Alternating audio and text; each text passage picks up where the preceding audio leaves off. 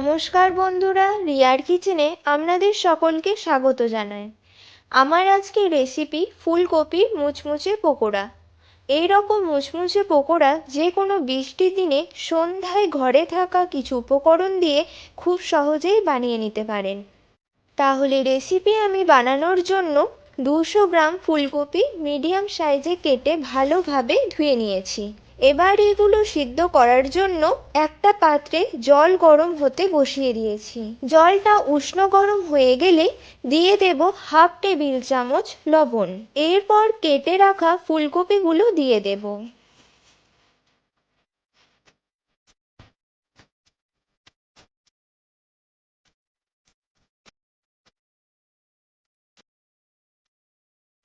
তিন থেকে 4 মিনিটের মধ্যেই দেখবেন ফুলকপিগুলো 80% সিদ্ধ হয়ে গেছে।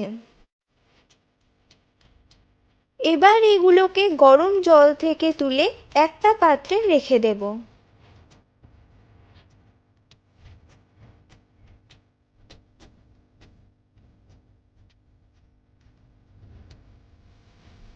এবার ফুলকপিগুলো ম্যারিনেশনের জন্য দিয়ে দেব 1 টেবিল চামচ গ্রেট করে রাখা আদা ও রসুন। দিয়ে দেব 1/4 টেবিল চামচ হলুদ। আর দেব 1/4 টেবিল চামচ কাশ্মীরি লঙ্কা গুঁড়ো। দিয়ে দেব স্বাদ মতো লবণ। সাথে দিয়ে দেব 1/4 টেবিল চামচ জিরে গুঁড়ো, 1/4 টেবিল চামচ গোলমরিচ গুঁড়ো। এবার দিয়ে দেব 2 টেবিল চামচ কর্নফ্লাওয়ার। সবার শেষে দেব 2 টেবিল চামচ বেসন। এবার এগুলোকে ভালোভাবে মিশিয়ে নেব।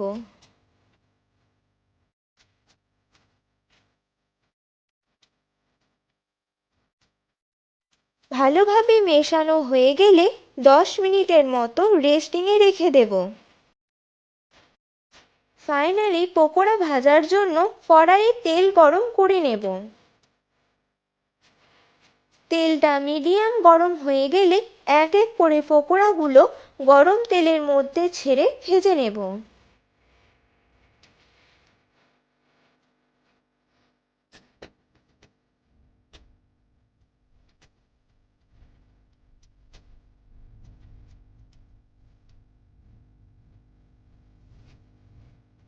এক পিঠ ভালোভাবে ভাজা হয়ে গেলে অপর পিঠ ভাজার জন্য পকোড়াগুলো উল্টে নেব।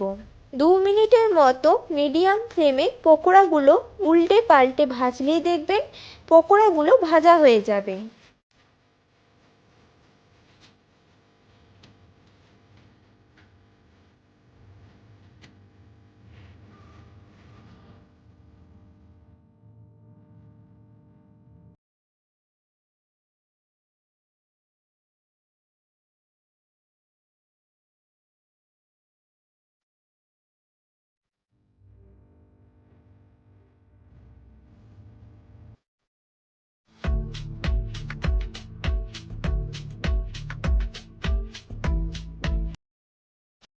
পকোড়াগুলো আমার ভাজা হয়ে গেছে।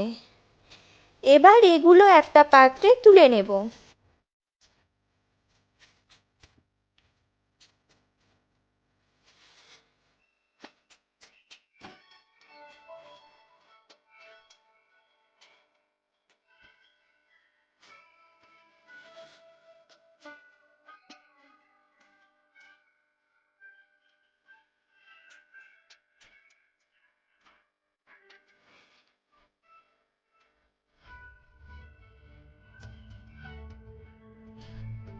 এবার এটি আমি টমেটো সসের সাথে সার্ভ করছি।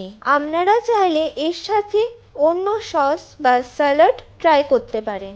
রেসিপিটি আপনাদের কেমন লাগলো অবশ্যই জানাবেন। আমার চ্যানেলে নতুন বন্ধু হয়ে থাকলে চ্যানেলটিকে সাবস্ক্রাইব করে দেবেন এবং পাশের বেলটি বাজিয়ে দেবেন, যাতে আমার বানানো প্রতিটি রেসিপির ভিডিও সবার আগে আপনার কাছে পৌঁছে যায়। ভালো থাকবেন, সুস্থ থাকবেন।